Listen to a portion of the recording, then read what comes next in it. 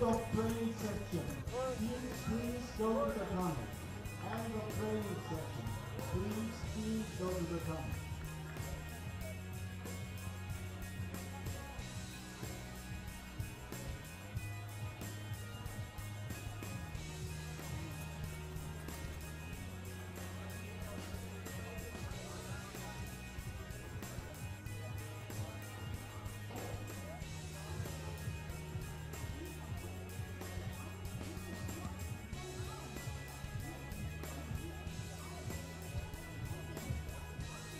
So, liebe Zuschauer, die Spieler sind jetzt schon und auf dem Weg in den Tunnel.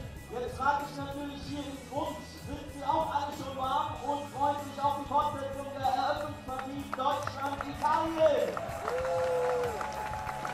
Das ist Berlin. Das lässt an nichts nach zu gestern Abend, also die Stimmung ist gut, das Wetter noch viel besser. Was braucht es mehr für die Fortführung eines solchen Fußballklassikers hier zur Europameisterschaft im blinden Fußball? Gleich geht es also weiter in Minute 13 mit der Partie Deutschland gegen Italien.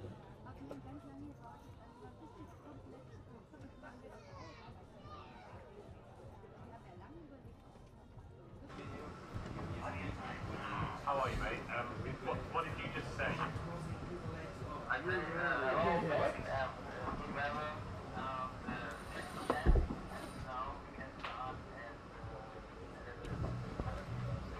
You're a legend, mate. Thank you. Right, let's go. Let's go.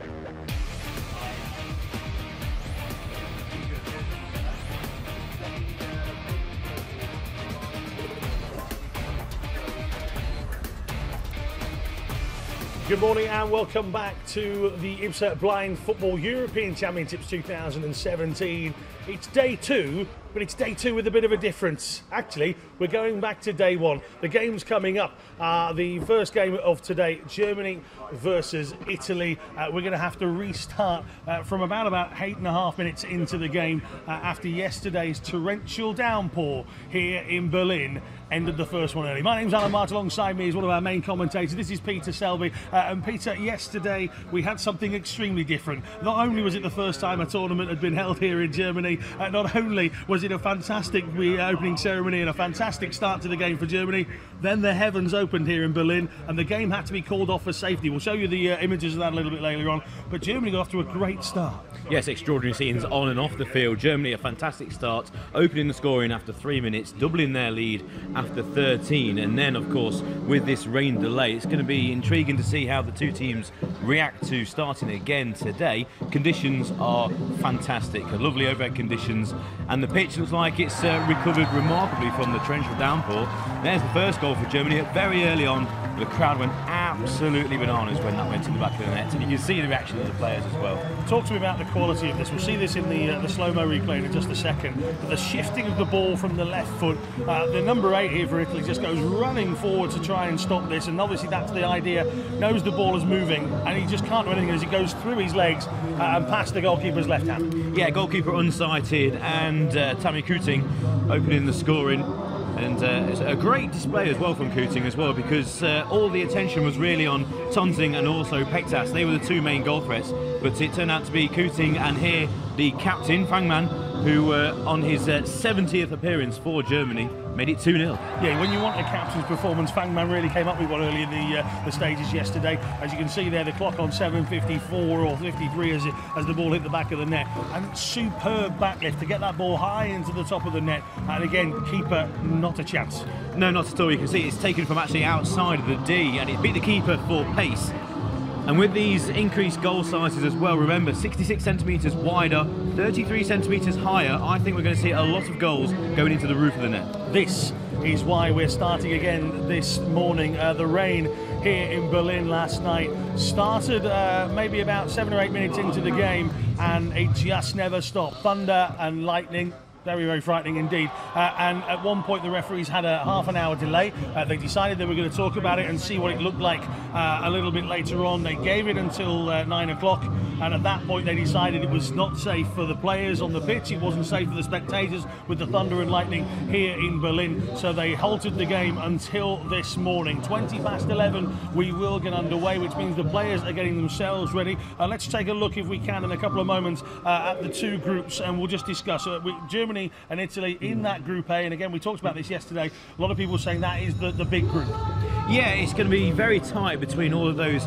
You've got Romania in there, and I think every team are looking to beat Romania. They qualified in April, and the same can be said for Georgia in the other group. Group B, that will have Turkey and Spain. They're the two big boys, but that does include Russia as well, who were the runners-up last time in 2015 in Hereford in the UK. Belgium, up-and-coming team, they're my dark horses.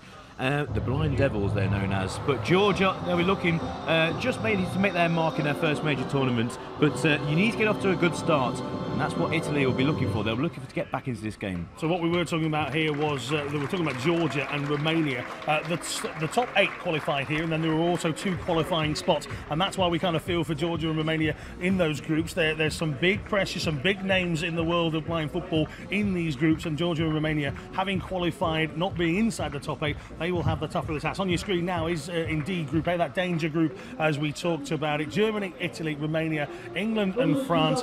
England will take on Romania a little bit later on today, and we'll also finish this game between Germany and Italy. Two Group B games coming up later today as well. So a whole day's worth of action, Pete. Lots of noise out here in the venue. Great to see a crowd in the sunshine turning up again this morning, and we are completely live with every single game. So no matter how you're watching or where you're watching, good morning to all of you. And we will be going over to the action very, very shortly. You can see the players in the tunnel. Peter's going to make his way over to the commentary box right this second. And these guys here in the tunnel getting themselves ready. All of the checks have been done on the equipment. The officials are ready. And we're going to throw over to our commentary team of Jonathan Bell and Peter Selby. Thank you very much, Alan, and welcome to what is day number 2 of the IBSA Blind Football European Championships 2017 in Berlin. And we are ready for the second part of this Group A match between Germany and Italy, the curtain raiser of these championships. And unfortunately, the curtain got very wet indeed last night, but it's dried off today, and we are certainly ready and raring to go. A lovely sunny day here in Berlin. The odd white cloud up ahead in the blue sky, but on the whole it's a wonderful scene for what should be a cracking second half to this game. Unfortunately, the crowd not as big as it was last night. We suspected that would be the case, Pete, but as you join alongside me for what is the remainder of this first game, Germany 2 goals up and looking very much in command. Yes, it's going to be interesting to see how the two teams react coming back onto the field of play after playing all of about 7 minutes of that first half, but with 7.5 minutes to go until half-time. Germany, of course, 2 goals up on Italy. I think, to be honest, it's not going to make an awful lot of difference to the two teams, because Germany will be coming back full of confidence, knowing that they've got the 2-goal advantage and they've got the measure so far of Italy. But also, I think it will benefit Italy, because they can have a bit of a breakdown, a bit of a rethink to their tactics, and then they can go again. So I think this rain delay of around about 12 to 14 hours or so is not going to make an awful lot of difference for the two sides. It may work in Italy's favour, because their coach last night was saying they weren't a big fan of playing the game straight after the opening ceremony. They've kind of got what they wanted in the end. Yes, they've got a lot of young players, and maybe the occasion got to them in that first 13 minutes or so. So it gives them a bit of time, they can sleep on it and regather their thoughts, and then come back stronger in this second half to the first half, as you would have it. But the one thing that I can report is that the pitch has dried remarkably here. It's quite a spongy surface, and one of the reasons why the game was halted, because the water was coming up through the floor, basically. The two teams then being announced onto the field for the second time in the matter of around 15 hours or so. The two officials leading the teams out in their black strip, black shorts, black socks with a yellow trim either side of their shirts. Of course, they made the correct call, I think we could all agree, last night at 9 o'clock local time by saying that the game could not continue. the Italians, their number 7, who is in fact the tallest of their 5 players, coming out as well. Paul Ayobo, a really key player for them. He seemed like their only outlet last night in what was a very dominant German performance. Yeah, only 15 years old. I remember watching this Italian when he was only 12, 13, and he looked like a star of the future, and he played like it yesterday. He was the only real goal threat for Italy in the first 13 minutes. But Germany 2 goals to 4. First goal scored after 3 minutes by Tammy Kuting through the legs of the Italian defender into the back of the nets. And then the captain, Alexander Fangmann, rocketed the ball into the roof of the goal in his 70th appearance for Germany to make it 2 goals to 0. And just to give you a word regarding the team fouls, of course, 5 team fouls now are allowed before an 8-metre penalty kick, and Germany have 3 and Italy have 2. And the officials are just checking the blindfolds on the players. Of course, in blind football, all the players are completely visually impaired. However, they wear the blindfolds just in case, so everyone's on the even playing field. The goalkeepers are sighted. Yes, that's right. All the players are a mixture of B1, B2 and B3, but they all need to be B1, so it's all a level playing field. And the game will restart here with the Italian goalkeeper having the ball, Marco Lamaccia, and he's all green strip, green top, green shorts and green socks. The officials on the far side just clarifying that the clock is going to start at the right position. I think a quick handshake with the coaches as well, and we should be ready to go with the remainder of this first half. Yeah, Francois Coquelin looks like he's going to get the game underway, the official from France, and it's going to be a goalkeeping restart. Marco Lamaccia, the goalkeeper for Italy, to get us underway. Remember, Italy, you can see just below the score on the live stream. Italy have 2 team fouls, Germany have 3. That's what those crosses indicate. 13 minutes and 29 seconds taking place in this first half. And the referee has given the thumbs up, and we are off for the remainder of this first period then. Italy having possession, trying to come back from a 2-goal deficit, which Germany very deservedly got last night. A superb performance from them. A chip ball immediate to the left-hand side, midway inside the attacking zone. And it's Ali Pektash having it, running in field from left to right. Goes into the right side of the penalty area now. First shot in of this morning, and it's Pektash who's got it. We saw that a lot last night, Pete. Yeah, just failed to get hold of the ball. Again, they'll be going for the roof of the net, just like the second goal. But here comes number 10 on the far side for Italy. Just trying to play the ball through to Paul Ayobo, straight through to Sebastian Thiemel, all in red for the Germans. In goal, just rolls it out to his left-hand side. And Tammy Kuting, the goal scorer, up in the scoring actually for Germany.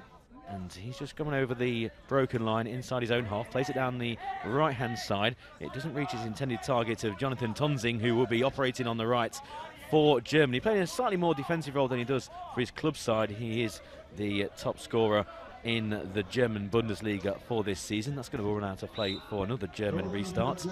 Tonzing and Alisham Pektas wearing 9 and 7 respectively. They are the 2 main goal threats, but either of them didn't score. Absolutely. Germans having the ball then, which they did so much last night, breaking over the left-hand side over halfway as well into the attacking zone. That's a really good run this. The shot wasn't sufficiently met there by Tammy Kuting, but still Tonzing battling away for possession. The ball is still at the moment. This is always difficult for the players. The referee just moving it a bit, so Tonzing is aware of where it is, and he has the shot with the left foot. It takes a deflection there on its way through to the goal. I think it came off Francesco Cavallotto. Corner for Germany. Yeah, again, just failing to get his foot around the ball there, and it squirms out for this corner on the right for Germany. Just making their mind up who's going to roll it. It looks like it's going to be taken by Alisham Pektas, who's just telling his player to come forward. So these are the corner takers. You've got number 7, Kuting, who's just going to roll the ball for Pektas, who's looks like he's going to go towards the broken line, maybe do a banana run around the edge of the area, take a right-footed shot. That's his normal corner routine from the far left-hand side. Corner taken, back to the broken line. Now he gets into a more central position.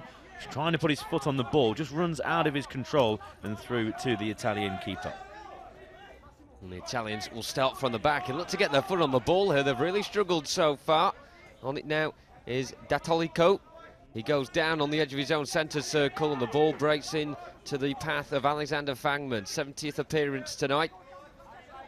Well, this morning, should I say. It was his 70th appearance last night, which has gone into this morning as well. He tries to clip the ball over towards the far side. It bounces over the advertising hoardings, and the Italians will start from the broken line on their right-hand side with their foot on the ball. They play it over halfway, pretty aimlessly, though, all the way through for what will be the goalkeeper's ball for Germany, Sebastian Thamel. His 60th appearance this morning for the Germans, plays for Chemnitzer FC, bowls it down the right-hand side, but again it goes all the way out to his opposite number, and Italy will restart with the ball. Yeah, goalkeeping restart, just rolls it down centre field. It has to bounce inside their own half once, and now Pogliobbo goes straight down over the halfway line, past the broken line, chance for a shot, just being out-muscled by Fangman, and the referee says that that was okay. It's going to be a goalkeeping restart for Germany, so good play there by the German captain. There's going to be a timeout called here by the Italians, one timeout called for each half. In fact, actually, it's a timeout called for Germany. German coaches all in royal blue, same as the Italian players, but the first timeout called of the match.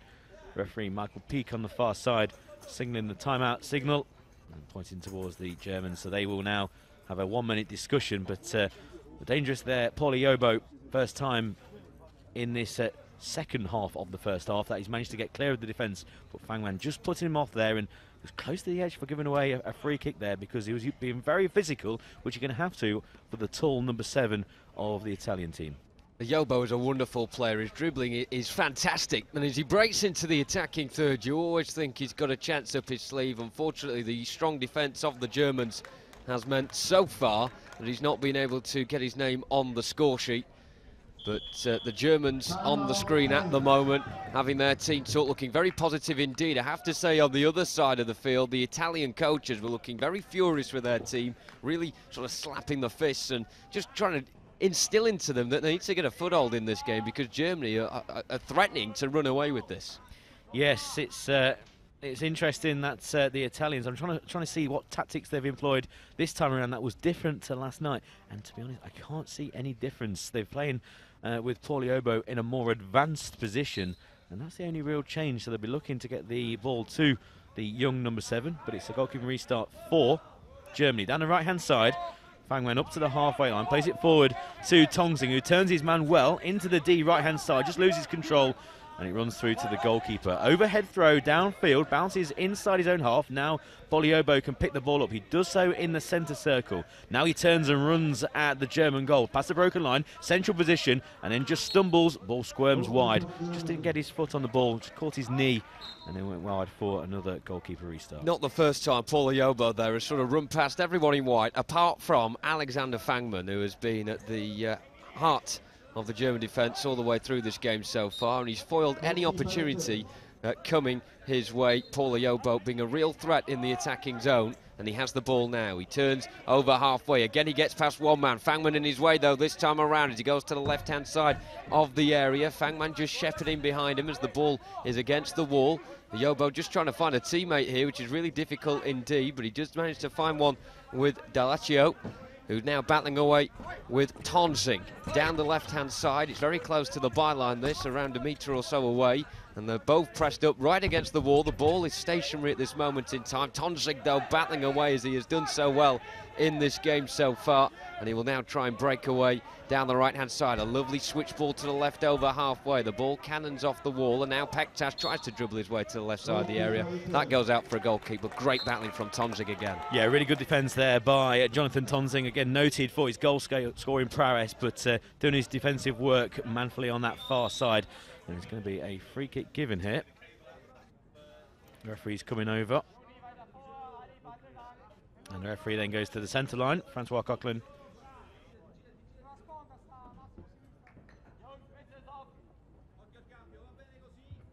Foul Italy, number 10. First personal foul. So foul on number 10. So that's a personal foul. It won't count towards the team fouls. The going gets back underway with Tonsing again in that more advanced position. Really does cover a lot of ground on that right-hand side for Germany. Fangman controls well at the feet of Paulo Yobo. And now Italy bring it out with Yobo down the right-hand side. Back is Tammy Kuting, and Kuting just clears his lines, knowing that on the right-hand side, Jonathan Tonzing is in an advanced position, goes past the broken line into the D, can't get a shot off on goal. It's still live inside that D, and now the referee brings proceedings to a halt. It's going to be a free kick to Italy. Tonzing just a bit too eager to get the ball back for Germany. And you mentioned, Pete, just after the two team talks, what the case was.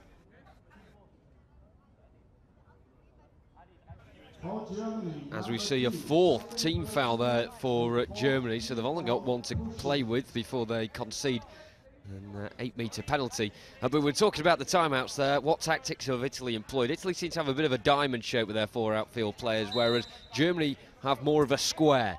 And it means that the Italians have a lot of men in the middle. However, Yobo is very much isolated when he has the ball up front. Meanwhile, when Tonzing picks up possession like he does now and shoots, he does have an option alongside him. But that was a wonderful left-footed strike just on the dash line there. And diving to his top right corner, Marco Lamaccia equal to it and pushing it away for a corner. Yeah, lovely save there by Lamaccia. The difference between this shot and the second goal for Germany is that he had a clear view of the ball, but diving away to his right-hand side, palms it around. Full stretch there, the Italian goalkeeper, and a corner to Germany with only 2 minutes to go in this first half. Dribbling round towards central position is Bektas. Edge of the D, shot into the goalkeeper's arms. Once again, got clear sights on this shot, low to his right-hand side, fell on the ball and gets the game back underway down the left for the Italian team in the blue shirts. Poliobo can't pick it up, and it's again Jonathan Tonzing for Germany. Going back towards his own goal, just gets pushed off the ball as he tries to play it square. That's going to run out for a corner, but interesting. I'm sure the referees there were very close to giving possibly a foul. He was just being pushed off the ball as he tried to square the ball. Tonzing ended up squirming off his left foot and going out for this Italian corner. It's going to be taken from the right-hand side. It's going to be rolled into the feet of number 7, Poliobo. So only the 2 men forward for Italy, and they're the 2 standing over the ball. Poliobo and Covaletto make a bit of a mess of that corner, the 2 youngsters.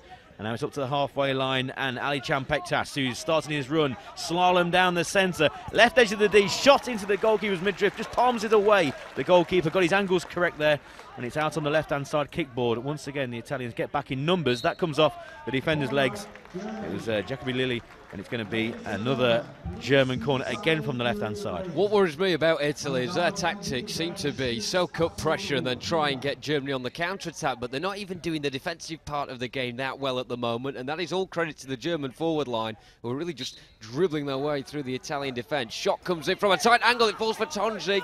He had a bit of an opening to the goal there, but I don't think he reacted quick enough in order to get the strike away. He still has possession as he works his way in field, and he wins a free kick as well, conceded by Massimo D'Acilio. And that'll be a free kick just inside the attacking zone. Yeah, when the ball fell to the feet of Tonzing, he was obviously given the shout by the coach behind the goal, and it was a bit of a hurried kick there. If it went on target, obviously, it would have been really dangerous for the Italians. It's 3rd team foul conceded there by the Italians. So team fouls, Germany have 4, Italy have 3 team fouls.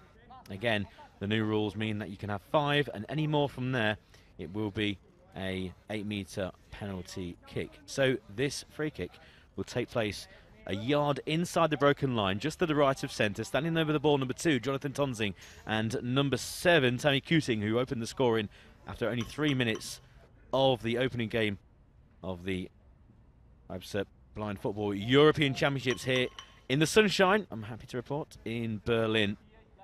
A 4-man wall. Very rare you see a 4-man wall. Free kick hasn't been taken yet. Poliobo just breaking from the wall. I think he was trying to preempt the taking of this kick. It's obviously going to be moved to the right or the left, and then a shot taken. Is it going to be the left and Tonzing, or the right and Kuting? Looks like it's going to be Kuting with his foot on the ball to roll it for number 2, Jonathan Tonzing, the top goal scorer in the Bundesliga this season.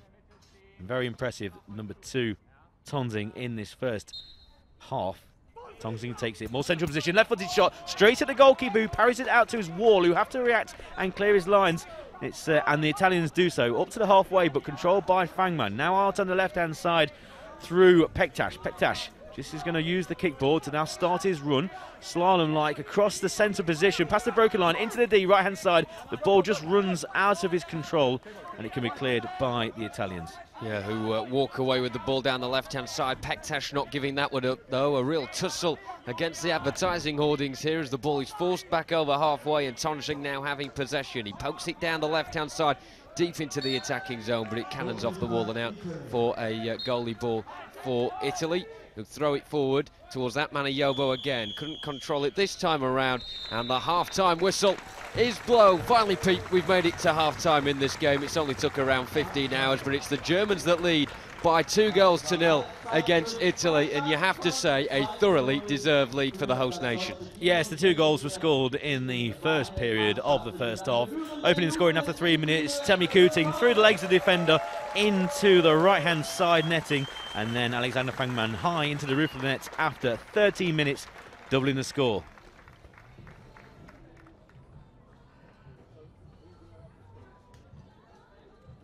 So half-time then here, Germany 2, Italy 0. Both times just going behind the advertising hoardings on the far side, having their half-time chat. And of course it is a release as well for the crowd to make some noise for the teams and show their support. They have to be quiet during the game. But the Germans immediately coming back onto the field. So half-time, Germany 2, Italy 0, and I can gladly say that Alan March is ready to analyse that first period. Can you just shout down to Mark? Thank you very much, Jonathan Bell in the commentary box, which is not far from us, to be fair. An old railway station is the site of this wonderful tournament. You can see the old entranceway over there. Very picturesque it is as well. The sun's out, and if only the sun was out yesterday, we'd have finished this game several hours ago and all slept a lot longer. It is half-time eventually here in this first game of the tournament. It is Germany 2, Italy 0, as we finished it last night as well here in the IBSA Blind Football European Championships 2017. Alongside me, the man you've been hearing during commentary alongside Jonathan Bell, Peter Selby. Pete, we're going to have a look at the goals from last night again. Nothing has been added this morning, but not for the want of trying. We'll take a look at a couple of saves from earlier on in this second first half, if you like. The two teams came out last night, and it was Germany who struck early. Yes, Tammy Cooting through the legs of a defender into the side netting and opened the scoring after only 3 minutes. And again, those increased goal widths really came into play, and we're going to see the increased goal height for the second goal. But a free kick routine that's been practiced many times in the build-up to these championships. One player just rolls it to the side, and then moving out of his feet, left foot onto his right, through the legs of the defender, who did very well actually to break from the wall. Normally Yobo has been doing that in this first half, but this time went through the defender's legs, the goalkeeper unsighted, and Germans opening the scoring after only 3 minutes, much to the delight of the crowd. They doubled their lead after only 10 more minutes through their captain. This was a tremendous piece of individual skill, wasn't it, Pete? And people who've never witnessed blind football may be amazed to have seen the captain there dribbling from so far back in his own half, taking on a couple of defenders, switching the play, which is a natural instinct for him to switch the play onto that right foot. And what a deadly right foot that was! Yes, it's something that the Italians have really struggled with in this first half. Many times through blind football, one of the main tactics is to actually get the ball into the opposition final third and then build the attack from there. But what Germany have done, they've started their attacks from deep, and that's caught the Italians on the hop, and they've not been able to cope with the pace and the dribbling skills of the German side. You just saw the rain on the screen a couple of moments ago. That was the reason we're both back here this morning, several hours before we were scheduled, but we're here and we've enjoyed it. And this morning, I think Germany, it's kind of been more of the same, hasn't it? They've really turned the pressure on to the Italian team, as they did in the first 8-9 minutes yesterday. Again, more individual efforts. This morning, the goalkeeper is having the best of it.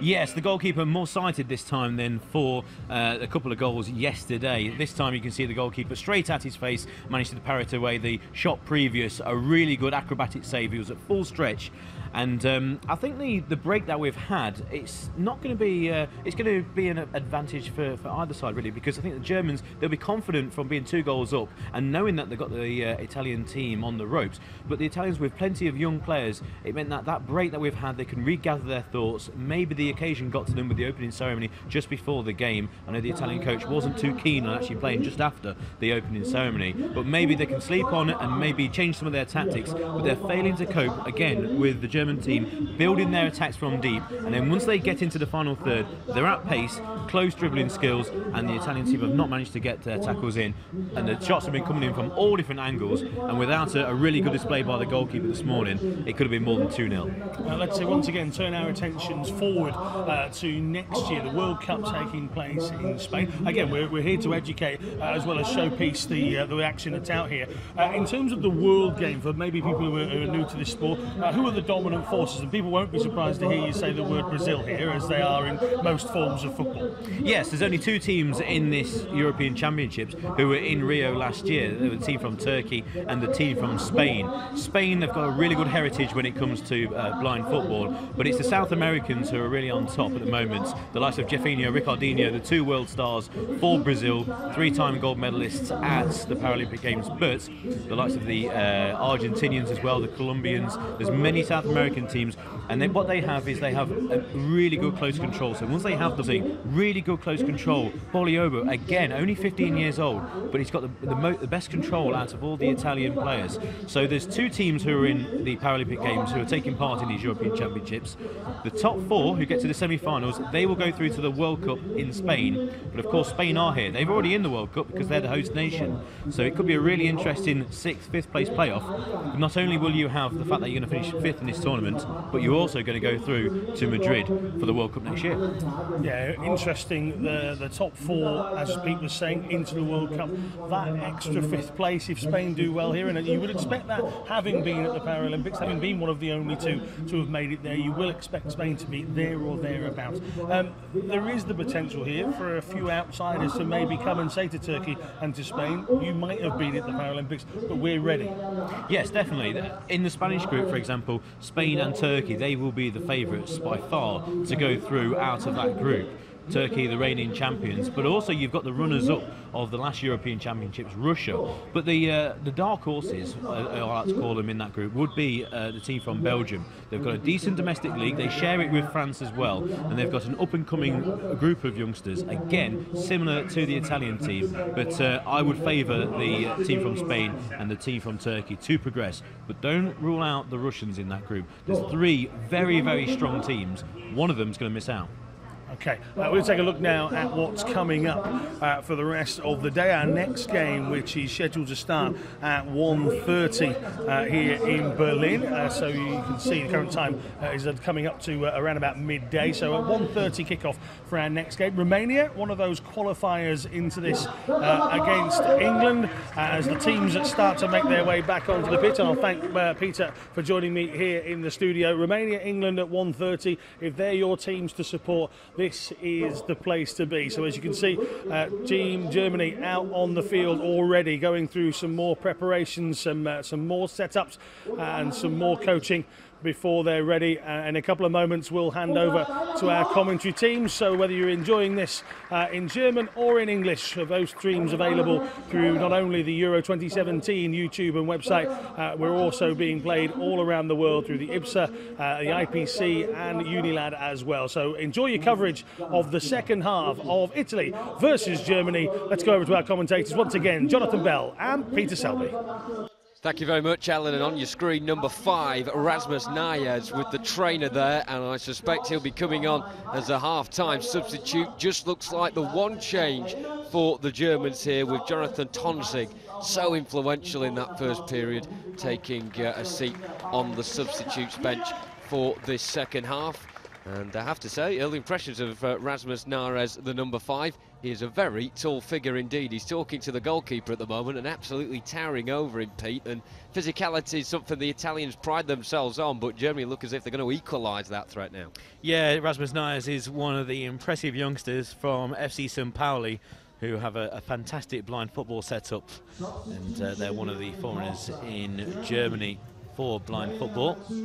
and alongside the likes of Marburg and Borussia Dortmund as well. But FC St. Pauli, a fantastic setup, and Nayas is one of those players who have broken through into the German squad, and he'll be eager to get on the field of play in this first game.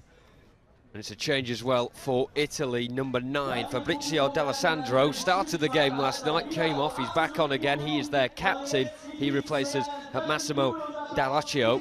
And Fabrizio D'Alessandro, the oldest Italian at 46 years of age. So a big roar from the crowd before this second period begins. It will be Italy kicking from left to right, who will start us off in the blue shirt, white shorts and blue socks. The referee just making sure, I think, before we start here, that the German team are in their side of the centre circle.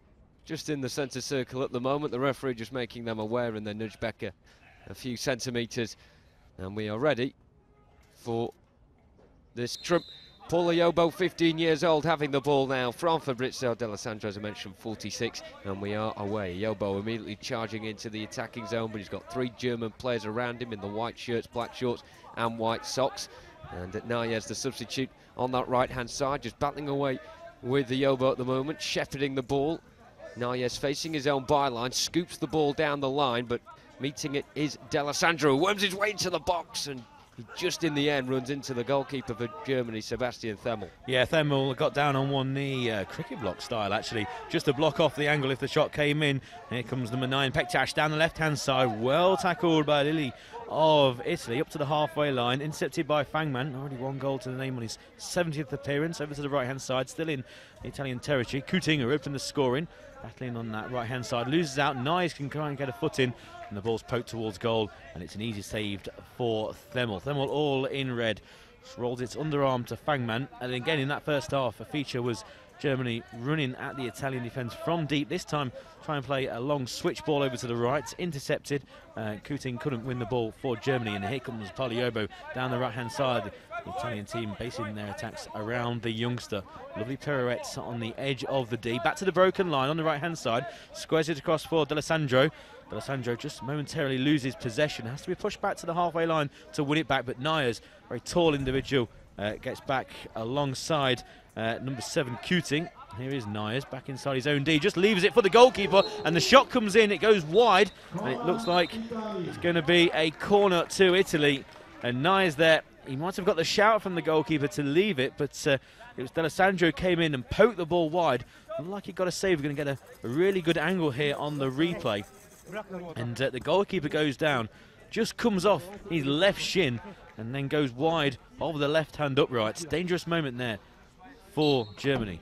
So a corner taken by Italy on this right-hand side. Ayobo picks up possession. Fangman straight into him, though, and he strides up towards halfway, dead central, not stopping at all. He gets caught, in fact, with the ball in between his legs in the end because he was running so fast. He has it on the left-hand side now, though.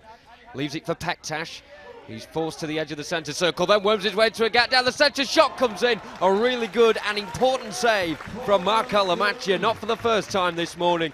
Pektas there with the freedom of the attacking zone as he wormed his way towards the edge of the D. The shot comes in. Good save. Yeah, there's no defender within 5 yards of Pektas, who'll be a little bit annoyed actually. He didn't get better contact on the ball. Straight at the goalkeeper, who did well to adjust his feet. It was straight below, he could have easily squirmed through his legs.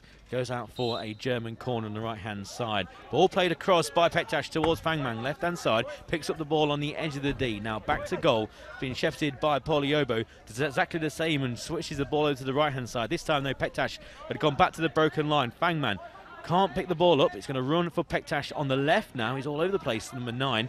Here he goes towards the edge of the D, left-hand side. Left-footed shot on goal, wide of the right-hand uprights, only by a matter of inches. Better effort this time by Alican Pektas, but it goes wide of the right-hand post. And the Germans are still 2 goals up, but looking like they might increase their lead at any time. A carbon copy there of Fabrizio D'Alessandro's effort at the other end of the field just moments ago. And that is where the ball will be started as Italy put it straight out for the goalkeeper's ball at the other end. Cleared along by Nayas over halfway towards the left-hand side. Pektas picks up possession behind Ayobo. He's got 2 Italians in front of him, so he switches it to the right-hand side on the dash line. And it's Coutinho who has possession. He's forced back to halfway. Good pressure coming in, but Coutinho manages to turn away from his man. Down the right-hand side, coming back to chop at his ankles is Francesco Cavallotto. And it's those two forcing each other to the wall on the far side, just a few metres away from the corner. Worming his way in field is Kuti, tries to get towards the edge of the Yobo, now back on defensive duty, and he'll run from deep at the back. And I think Italy are trying to match the German tactics here. Yobo down the left-hand side, shot comes in, it's a very tight angle, it flashes across the face, and it goes out for the goalkeeper's ball. But it seems to me like, Pete, Yobo's at the back and he's coming forward with it from deep, completely different to the first half, and that allows D'Alessandro to be further forward. Yeah, Paliobo there, almost taking the goalkeeper by surprise from an acute angle, getting a shot on goal just wide again of the right-hand uprights. Kuting on the right-hand side, free kick given for Germany. The referee once again comes to the halfway line in front of the officials.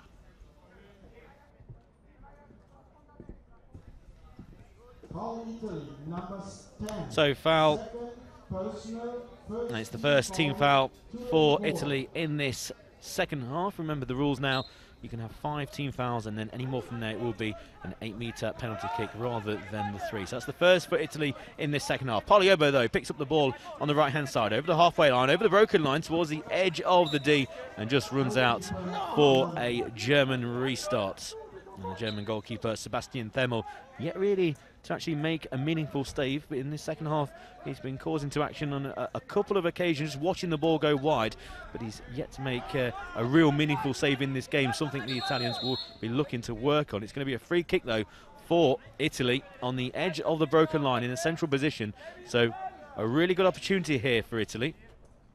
Well, it was an interesting bit of action there, because it looked like initially that it was Tame Kuting that had been fouled by the tenacity of D'Alessandro. Very physical presence indeed. And the referee said no. D'Alessandro went forward into the attacking zone, and I think got tripped by a flailing leg from Kuting.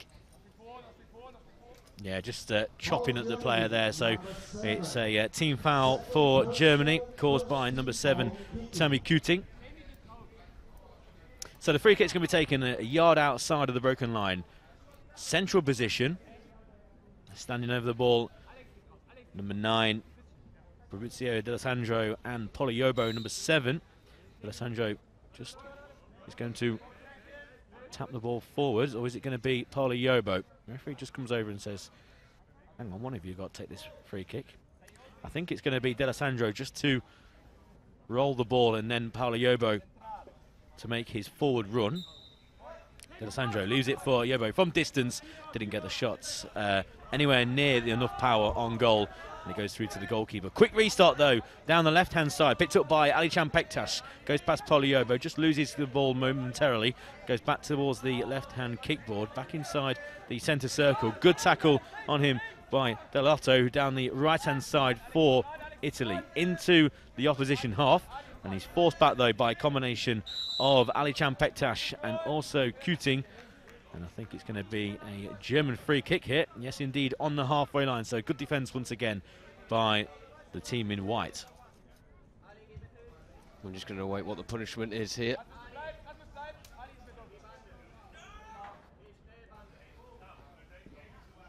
It's just a personal foul that for Fabrizio D'Alessandro, who's really ignited a new sense of life into Italy. Small figure, stocky, with the blue shirt tucked into very long white shorts.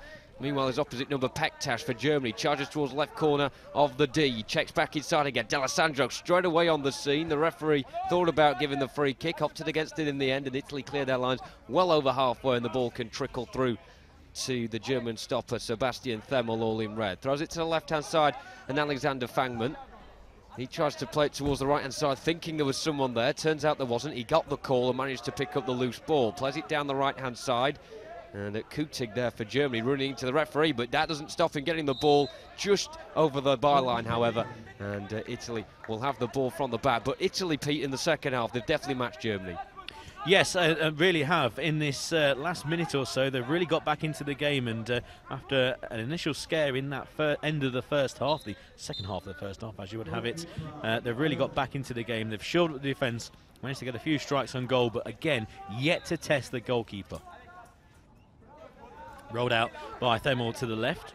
Fangman inside his own half, plays it down the left-hand kickboard, straight to Paulo Yobo. He can't control, and it's Pektas coming inside to a central position, past the broken line, still with the ball. Lovely close control, cracking tackle by Cavallotto, one of the youngsters for Italy, up to D'Alessandro. D'Alessandro runs into Nyers. Nyers, a very tall individual, clears for Germany. On the right-hand side with Kuting on the halfway line, right-hand kickboard, now drifts inside, up to the broken line, central position. Poliobo in front of him, does his defensive duty very well indeed.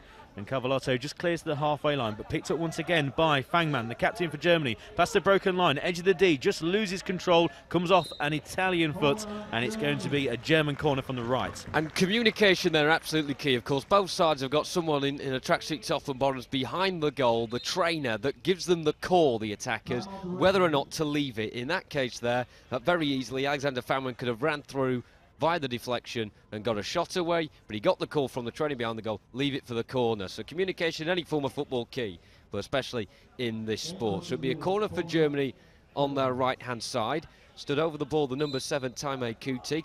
Laning off now for Pektas, who runs back to the broken line and before worming his way to the left-hand side and now running forward again. A wide arc from Pektas. Shot comes in, deflects off Yobo and out for another corner, this time on the near side, the left. Yes, that could have been interesting if he went past the defender. The goalkeeper looked like he was down ready, but again, it was from close proximity and it came off Paulo Yobo's leg, and it's going to be another German corner, this time from the left-hand side.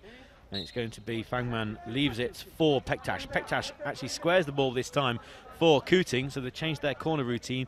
Kuting doesn't pick it up with the first bite of the cherry, gets the second one inside the centre circle, and he can build an attack from deep. Kuting over the halfway line, right-hand side, beats one man past the broken line, runs into the kickboard, still with the ball by the corner flag, comes in and takes a shot from an acute angle. Goalkeeper gets down low, blocks for another corner to Germany. Wonderful play from Taime Kutig, worming his way down the right-hand side. It was a very tight angle, but that didn't stop him getting the shot away. And Marco Lamacchia had to be equal to it. So another set piece for Germany. And we mentioned a few moments ago, Pete, Italy seemed to have equalised the threat of Germany. And that Germany are telling us to shut up, really, because they're straight away going back down the other end and asserting their dominance on this match. Yeah, they're going to be dangerous, the Germans, with the likes of Tunzing, also Kuting and Fangman in the team. Nyers, the youngster from FC San Pauli, is acting as a rock in defence, so they've got 3 of their main attacking threats on the field, including Ali Chan Pektas, who's back fully fit. He's been out for a year, and here he goes, past the broken line, goes to ground, fair tackle, says the referee. Out on the right-hand side, it's Taime Kuting for Germany. Lovely little step over, still with the ball, around about 10 metres from goal, just inside the Italian third. Goes back towards the halfway line and shot from distance, didn't get connection with the ball, and a little bit ambitious there. He was outside of the broken line, squares the ball over to the left, and Pektas has got D'Alessandro in front of him, who wins the ball back for Italy, only prods it forward, and Nyers again doing his defensive duty very well for Germany. Down the right-hand side they come again, Kuting, past the broken line, past the halfway line, and Kuting just getting the ball back under control, using that kickboard. Was a bit of leverage, get past the Italian defence now, approaching the D from the right-hand side, just off balance as he takes a right-footed shot. Goalkeeper goes to the ground and throws it out quickly down the left. And Italy trying to come on the counter-attack though, but that man mountain coming across again. Rasmus Nyers trying to keep track of Francesco Cavallotto, who gets a ball inside that's fallen for D'Alessandro. Couldn't pull the trigger though, because Fangman was on the scene on the edge of the D. The ball now comes to the right-hand side and ricochets back to halfway now, dead central. And Yobo picks up the ball. He's got a lot of room in front of him, and this is exactly what he wants as he storms towards the edge of the area. Nyers again in the way, who manages to get the ball back to the goalkeeper, Themmel. Balled out towards the left-hand side. Pektas, bit of room in front of him. He checks back instead, waiting for the call for a teammate. He then worms his way in field. The free kick is given. I think that was conceded by Yobo there, and the referee's just having a word with him now. And we'll wait and see if this is a personal foul or a second Italian team foul. Yeah, looks like it might be another team foul. We'll just have to wait and see. Referee making, yes, it's the second team foul, and it looks like a timeout has also been called as well. Second team foul So Italy with a team foul, and again the official on the right-hand side, Michael Peake, making the timeout call. Francois Coquelin, the referee on field, does exactly the same. So timeout called by the German team, and the two teams will go over for a minute timeout to gather their thoughts. And well, if we can try and almost guess really what's being said on either side. For Italy, I think at the moment it is basically, once we get into that final third, we have to take a shot, because they haven't had the ball in the German final third for an awful long time. When it's there, they need to make the most of their opportunities. But for Germany, I think it's just going to be more of the same. Both coaches know what they're doing, Pete. I have to say, at half-time, both substitutions from either side have definitely had the right effect for either team. You've got Rasmus Nayes, such a tall player, such a presence at the back line, coming on for Germany, and he has thwarted any run forward from Paul Loyobo so far, and also the Italian substitute Fabrizio D'Alessandro, who himself has come on and really offered a new dimension to Italy. He's given Paul Loyobo a bit of the shackles have sort of come off for Paul Loyobo now. He can run a bit more freer. Not all the pressure is on him, because he's got another man up front alongside him. Italy still going for that diamond-like formation with Francesco Cavallotto at the back of it, whereas the Germans are still adopting that sort of square shape, 2 at the back, 2 up front. Very simple indeed, and at the moment, if the scoreline is anything to go by, it has been the most effective. Yes, the game's going to get underway with this free kick for Germany. Dangerous position, not just because of the proximity towards the Italian net, but because of its central position. The Italian defence, they won't know whether it's going to go to the right-hand side, left-hand side, and also if you're the goalkeeper as well, you've got a 3-man wall, and if the shot comes in from distance, it could come out of the blue and beat the goalkeeper. And that's what's happened twice so far in this game. It's going to be a shot from distance straight into the goalkeeper's arms. Good connection by Tammy Kuting, but straight at the goalkeeper, who read that well, got his position right, and gets the game back underway. Throwing downfield, but again, it's Germany who picked the ball up. Tackled though by Paul Loyobo. They've got 2-on-1, the Italians, but it's well played by Rasmus Nayes. Managed to get his body in front of the man and shepherds the ball away to the left-hand kickboard. And just a bit of a halt in play at the moment as the two teams look to get the ball back, and the referee's called a halt in play. There's a new rule actually been brought in where if the game has paused for 40 seconds because of the ball being trapped against the kickboards, then the game will be stopped. It looks like a foul's going to be called. A bit too much pressure being put on.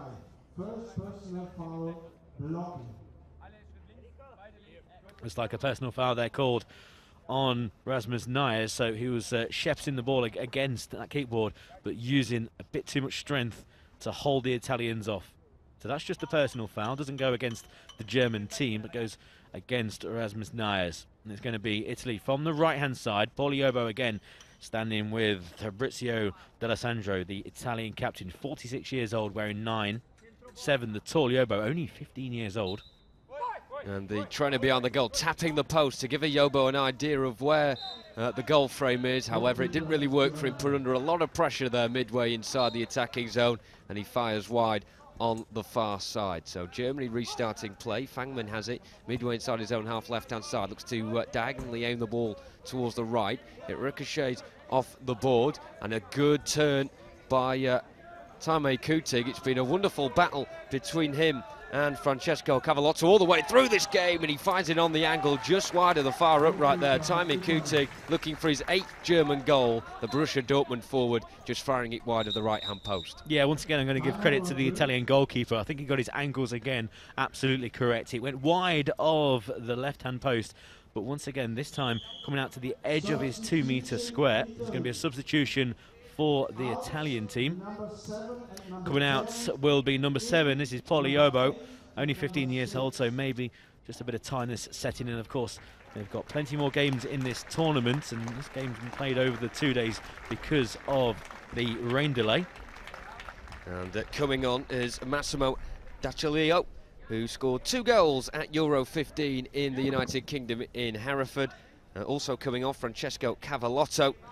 Replacing him is number 6, Nicola Mauro, who also scored at Euro 15 as well. So getting an early touch there is Massimo D'Acciolio, who plays it down that right-hand side. A trip on Nicola Moro, who's come straight into the game head first. No free kick for him though when the Germans restart play. The ball goes over halfway. It's surpassed Taime Kutig, and it does mean that Massimo Dachalico can come across and gain possession. He has it now, tussling away on that right-hand side with Taime Kutig. Kutig comes out on top though, tries to work his way in field, but the Italians not giving this one up at all. All fall back there in the defensive zone, trying to win the ball back, and they successfully do so as well. The Germans pushed into their own half now with Fangman, who he does that so often, switches it to the far side. He knows exactly where Kutig is, and Kutig comes down the right channel, wins a free kick, and that may be another team foul. Yes, it's possibly a call there of Voy. The referee again comes to the halfway line, so it's going to be a foul and a free kick for Germany. And once again, yeah, Voy not called. Voy needs to be called at all times, so players are aware of opposition players and their own side as well. And it's going to be the third team foul there for the Italians. So Italy up to 3 team fouls in this second half. Substitution for Germany coming off number 5, Rasmus Nyers. And then coming onto the field of play will be number 2, Jonathan Tonzing. And I have to say, with Rasmus Nyers coming on there, I think the German coaches are just thinking he's done his job. They haven't conceded a goal in the period he's been on the pitch, and they can now bring on the more attacking Jonathan Tonzing, who has been influential in a lot of the attacks that Germany have had, particularly in the first half. Let's see what he can do now in the second. Yeah, free kick taken on the right. I think it's going to be taken again. Referee, that's why Kugal was saying it was a double touch actually, so wasted opportunity there for Germany. It's going to be an Italian free kick from exactly the same position, so inside their own half on the Italian left this time. And if they're going to get back into this game, they're going to need to get some attempts on goal. There's only 10 minutes remaining of this first game. But it's picked up by Pektas, going over the halfway line, just falls to ground. Fair tackle and good strong tackle by Lilly of Italy.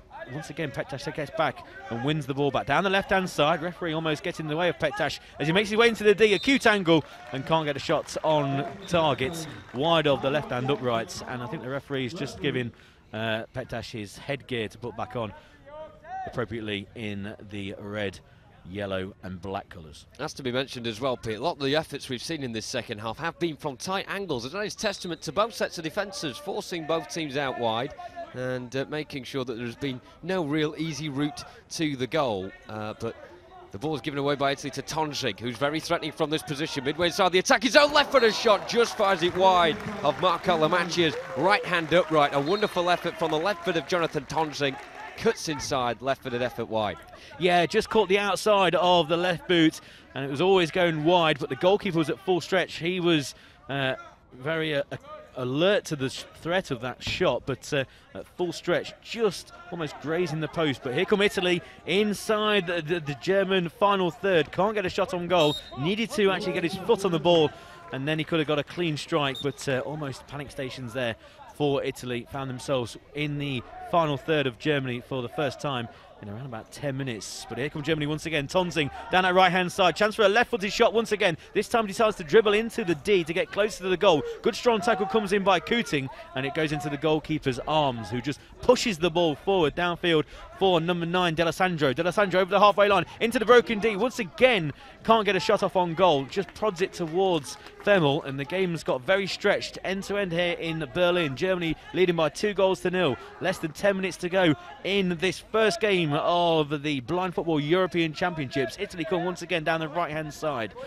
into the final third by the corner area. Moro squares the ball across, can't pick out a blue shirt, and inadvertently starts an attack for Germany. Tonzing down the right-hand side, past the broken line by the kickboard. There's 3 men over on the left-hand side, nearly through to Pektas, but picked off by the Italian defence. Come up to halfway once again. Fangman for Germany inside the centre circle, pushed to ground, nothing being given by the referee, says both players to get up. Real good tussle inside the centre circle. Fangman wins it back for Germany. On the left hand side, sticking with him though is Lilly, and now it's with Pektas by the left hand kickboard. Stops his run as he gets to the D. It's well played by the Italian defender, just gets his body between Pektas and the ball. It was the substitute Maro, shepherded it out, but got a touch on the ball, so it's going to be a corner for Germany. Germany risking things here. They're 2-0 up, but all 4 players, though, were over the halfway line as they were battling for the ball and just peeling inside the opposing half was Fabrizio D'Alessandro. And if he'd have got the ball there, it would have been through for a 3rd time in as many minutes. But Germany get away with it. They have a corner on the left-hand side. Stood over it is Taimé Coutinho, who will lay it off again for Pektas, who squares it across the face of the goal. There is no one in a white shirt in there, and now the Italians can break forward. Again, D'Alessandro's got free if he can be picked out. However, good recovery from Taimé Coutinho on halfway, battling with Datalico. Now the referee has given a free kick there. And the Italian is down. Datalico has actually got his eye guard off of his eyes there, and it's around his neck, and he's holding his right eye. Yeah, unfortunately, in blind football, clashes between players is a common occurrence. Sometimes it can be completely accidental, sometimes because volley is not called by either player. It doesn't have to be the player who has been ran into who is not shouted volley. It can be the person dribbling with the ball who has not shouted volley, and then the free kick will be given against him. So at the moment, the referee, Francois Coquard from France, is just taking the Italian number 8 over to his bench just to be given the all clear, and he might be substituted. Looks like he is. Looks like Poliobo is just being ready to come onto the field. So substitute number 8, Massimo De Teleaco is coming off, and Poliobo is coming back onto the field of play. No decision has been made on whether it's going to be an Italian free kick or a German free kick. It could just be a genuine clash of heads. Bounce ball, I think, is being signalled by the referee, and it will be on this near side. So the 2 number 9s look as if they're going to contest this. The Italian Fabrizio D'Alessandro, the Italian captain, of course, and Germany's Alişan Pektas. So just inside the German half, this, on the Italian right-hand side. And in fact, the referee's saying uncontested drop ball, so maybe the Italians are going to kick this back to the German keeper. That is indeed the case. Rolled down the line then by Fabrizio D'Alessandro, very sportingly indeed, and Germany will restart play. So Fangmann has the ball. He's now the deepest lying German player now that Nayes has gone off. He plonks the ball towards the right-hand side. Very accurate as well. Tonsing has it near the byline. Yobo's in his back. Tonsing, though, turning on a dime as he comes in field. It's loose here. Who's going to react to it first? Jacopo Lilli of Italy was on the scene there. And the Italians should be able to get this clear eventually down their right-hand side. However, Pektas not giving this up at all. Our German colleagues who are doing the audio description for the German supporters for this game said that Pektas is 110% passionate for the cause for Germany, and you could more or less visualise that with the tenacious play there. He did concede a free kick, however, in the Italian right-back zone. You're not happy at all, number 9, Alişan Pektas, who's worked for a year to get back to full fitness to participate in these European Championships, kicking at the kickboard out in anger, and the free kick's been given, and it's the second team foul for Germany in this second half. So free kick to Italy. So team fouls, Italy have 3, Germany now have 2. Maximum of 5 allowed, any more, again, resulting in those 8-metre penalty kicks. Ball downfield. Can it be kept from going out of play by number 9, D'Alessandro? Yes, it can be. D'Alessandro, shot on goal. Goalkeeper had it covered, and it goes wide of the right-hand post. But good effort there by D'Alessandro, not only to keep the ball in, but then to turn and get his shot off on goal. But once again, off target, which has been the theme of all the attacks for Italy so far. Ball down the left-hand kickboard is well controlled by Pektas. Once again, going after the ball, trying to keep it from going out of play. He's going to be given a free kick to Germany. No volley was shouted by the Italian defence. So a dangerous free kick here for Germany. Once again, the referee comes up to the halfway line. No volley was the call. So free kick to Germany. Free kick given away by Jacopo Lilli. And that's going to be another team foul. That's the 4th team foul for Italy. And nice and simple, it was Pektas running down the left-hand kickboard and ran into the Italian defence, and number 4 did not shout volley. And so free kick on this left-hand side.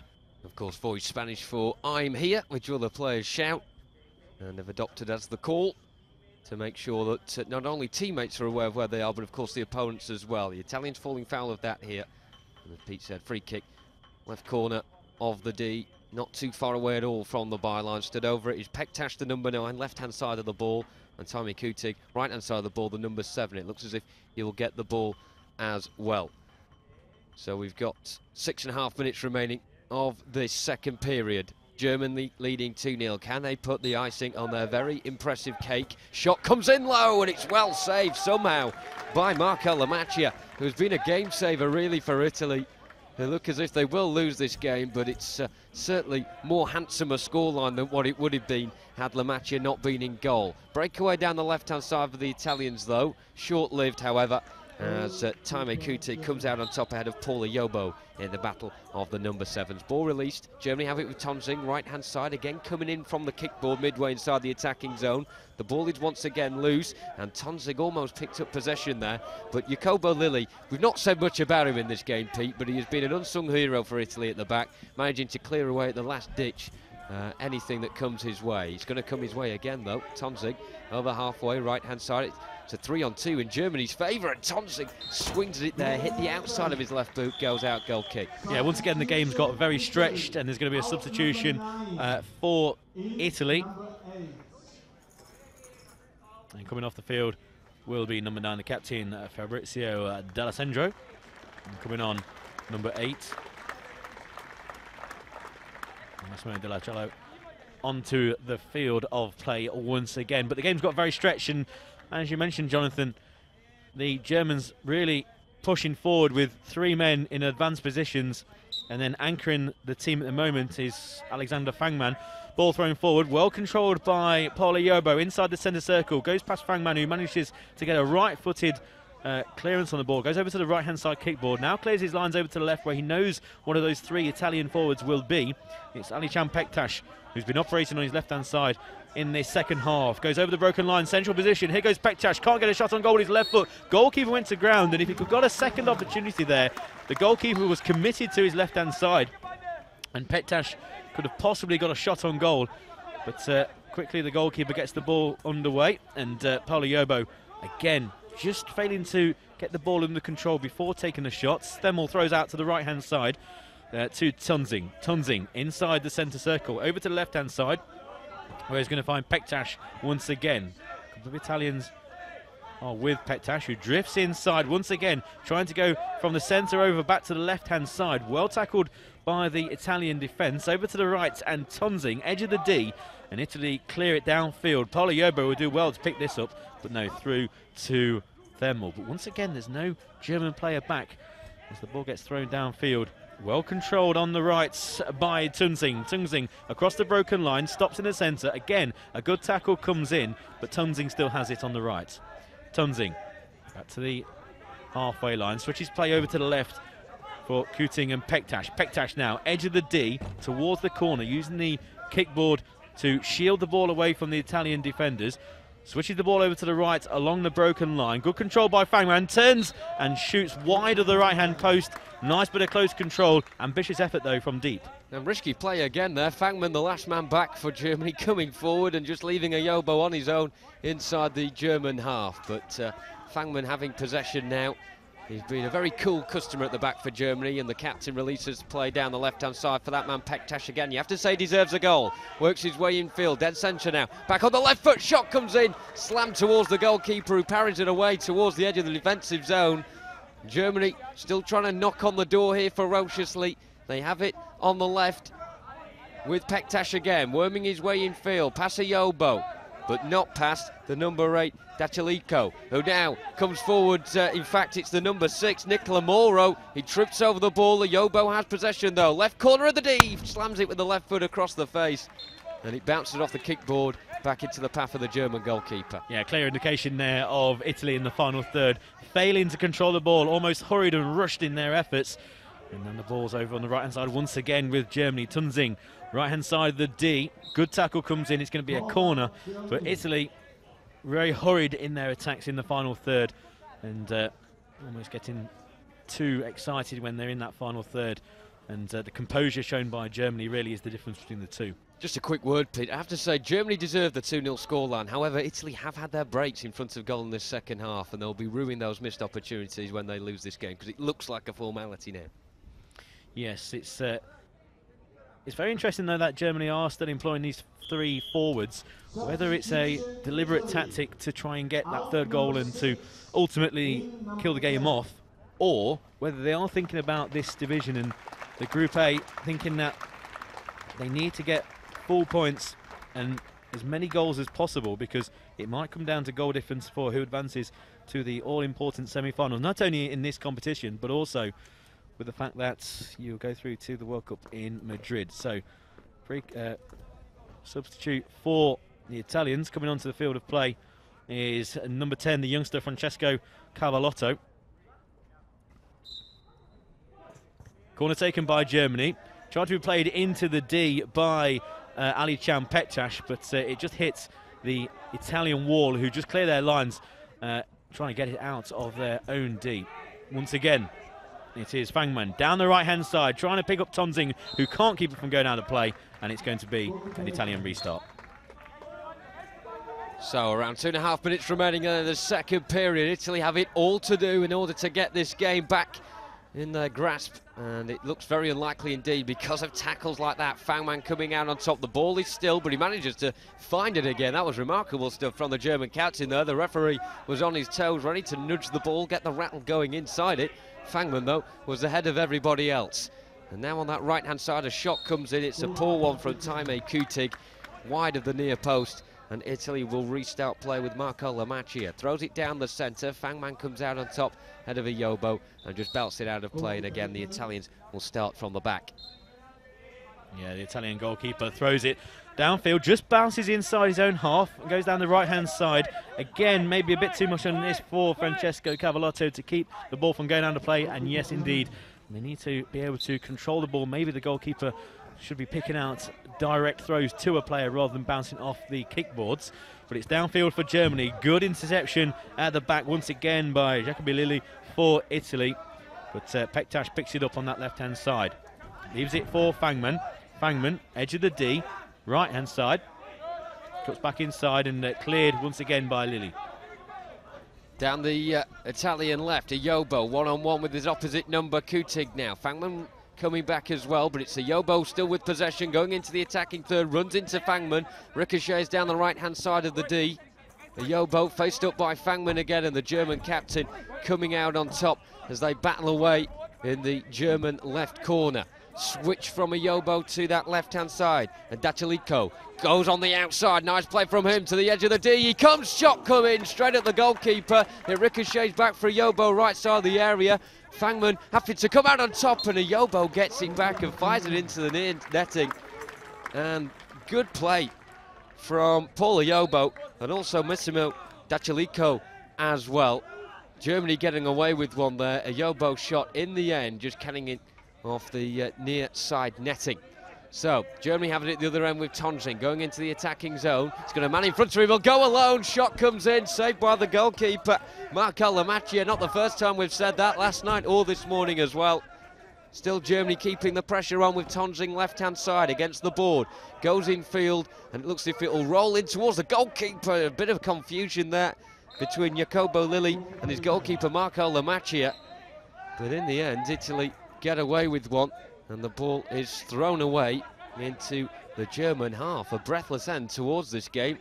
Around 90 seconds to go. A chance for Italy perhaps. Fangman picking up possession on the right corner of his own box fortuitously there as he clears it over halfway, and it should go all the way through to Lamacchia. He throws it down the centre. Iyobo has it.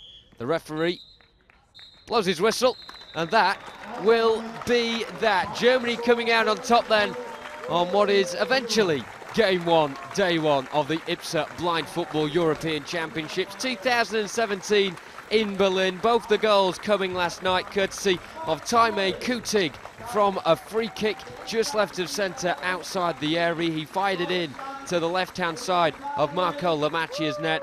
The second goal coming courtesy of Captain Fantastic Alexander Fangman, who strolled with the ball from the halfway line towards the right-hand side of the Italian penalty area and unleashed a high right-footed shot over the head of Marco Lamacchia and into the roof of the Italian net. So handshakes all round as far as the Germans are concerned, who putting a very impressive shift indeed. As the Italians shake hands with the officials, who of course had the difficult decision to make last night as to whether or not the game would continue this morning or last night. Of course, the rain was coming down in an unbelievable fashion. The heavens well and truly opened over Berlin. And Germany get 3 points to kick off their campaign in these European Championships on home soil. They win this game by 2-0.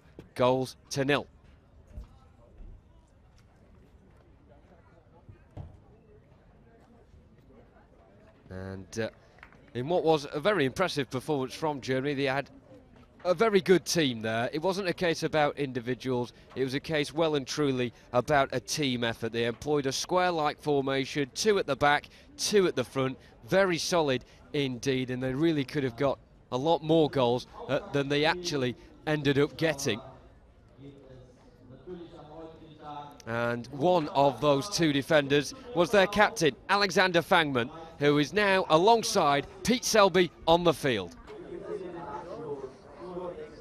I'm here with the German captain, Alexander Fangmann. Now, obviously, interesting circumstances, having to come back after a rain delay. What was said amongst the players and by the coaches after being 2-0 up and having to come back to play the remainder of the game today? Yeah, we tried to say that it was just a break into the game, just a little timeout, a little bit longer timeout. So we tried to get back in the game like we ended yesterday. It was a little bit difficult because after the 10 hours of 10-hour timeout, so we had some problems at the beginning to get some good shots at goal. But then, we tried to get more shooting power, but it didn't want to be more successful than this. A goal on your 70th appearance for your country. How important is it to get off to a good start in these championships? And also how important it is to have a player like Alişan Bektaş back from a year out through injury? Yeah, firstly to Ali, it's of course very important to have such a good dribbler in its own role. So, okay, little cheers. Now, it's a very, very difficult group for Germany. It's a very close tournament. Can Germany, after this good start, how far can you go? Can you win this tournament? Our first aim is to get the semi-finals, to reach the semi-finals, and then we can see what happens there. But it's already difficult to get there, together with France and England, so we have some very strong opponents in our group. I think there are not only the 3 group squads of our Group A, also Group B. It's very difficult this time to get really to the final. So first aim, reach the semis, and then we'll have a look. And finally, a quick word about this crowd. They were cheering you on, and the noise that was created last night when you scored the second goal. Is it the crowd that can possibly push you further than maybe expectations of getting to the semi-finals? Could they help you win this tournament? Yeah, of course. It's if you're on the home side, I think it's always a little advantage. If you don't get nervous, and our team yesterday, we all enjoyed it. We had really fun to get all these people around us, all friends, families. So it was really a great feeling and a good start.